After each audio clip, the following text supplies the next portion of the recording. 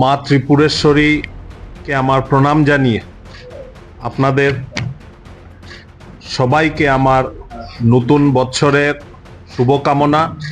কিছুদিন আগেই আমরা মকর সংক্রান্তি উৎসব পালন করেছি, উৎসবের শুভেচ্ছা এবং প্রত্যেক ত্রিপুরাবাসীকে ভারতীয় জনতা পার্টির পক্ষ থেকে সাদর সম্ভাষণ, অভিনন্দন। আপনারা জ্ঞাত আছেন যে Bharatiya Janata Party is a party with a difference এবং প্রতি 3 বছর অন্তর অন্তর আমাদের সংগঠন পর্ব হয়ে থাকে। সংগঠন পর্ব মানে হচ্ছে সংগঠনের উৎসব, নতুন সংগঠন গড়ার উৎসব, নতুন আশা, নতুন আকাঙ্ক্ষা, নতুন ব্যক্তিত্ব, নতুন করে যে আইডিয়াসগুলো আছে সেই আইডিয়াস, নতুন দর্শনকে আমরা আলিঙ্গন করে আমরা আগামী দিনের পথ কিভাবে চলতে হয় সেটা আমরা তৈরি করি। ভারতীয় জনতা পার্টি পৃথিবীর বুকে সব থেকে বড় ক্যাডার বেসড মাস পার্টি।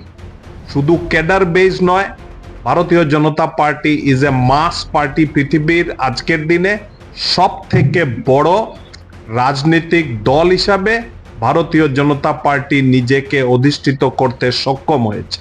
যে পার্টির জন্ম 1980 ইংরাজিতে, যে মতাদর্শর জন্ম 1951 ইংরাজিতে হয়েছে, বিগত প্রায় 80 বছরের ইতিহাসে ভারতবর্ষে প্রায় ধরে নিলাম তার মধ্যে প্রায় 15-16 বছরের কাছাকাছি ভারতীয় জনতা পার্টি ভারতবর্ষের শাসনতন্ত্র পরিচালনা করেছে। এবং তার সঙ্গে সঙ্গে আমাদের ত্রিপুরাতে 2018 থেকে শাসন ব্যবস্থা, শাসনতন্ত্র ভারতীয় জনতা পার্টির কাছে আছে। আমরা প্রতি 3 বছর অন্তর অন্তর এই সংগঠন পর্ব পালন করে থাকি। যে কথা আমি বলেছি যে নতুন চিন্তাধারা নিয়ে, নতুন ব্যক্তিকে নিয়ে, নতুন আদর্শকে নিয়ে আমরা এগিয়ে যাওয়ার পরিচালনা করি। তাই এইবারের সংগঠন পর্ব 2 সেপ্টেম্বর আরম্ভ হয়েছে। 15 নভেম্বরের কাছাকাছি আমরা বুথের সব কমিটিগুলো গঠন করা আরম্ভ করেছি এবং আজকে আপনাদের সামনে আমরা 10টা ত্রিপুরার 10টা ডিস্ট্রিক্টের যে প্রেসিডেন্ট, ডিস্ট্রিক্টের যে কর্ণধার হবেন পার্টির তরফ থেকে, তার ইলেকশন পর্বটা আজকে শেষ হয়েছে এবং সেই শেষের সঙ্গে সঙ্গে প্রত্যেক ডিস্ট্রিক্ট হেডকোয়ার্টারে আমরা তাদের নাম ঘোষণা হয়েছে with the approval of the national election committee, যার একটা শাখা আমাদের আগরতলাতে আছে। তার নেতৃত্ব আমাদের সমরেন্দ্র বাবু দিচ্ছেন, সেটা আপনারা জানেন।